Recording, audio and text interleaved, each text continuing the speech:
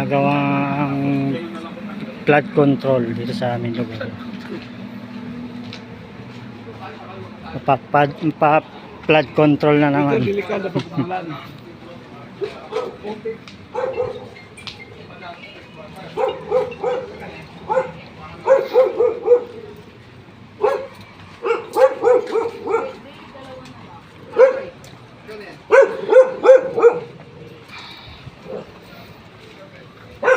Di raw natin sasara yung elon-elon eh.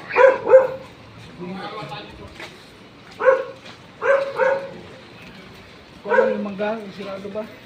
Manggahan din. Ilang araw na hindi sinado yan. O dahil wala kasing dadaanan yung ano. Mga sasakyan.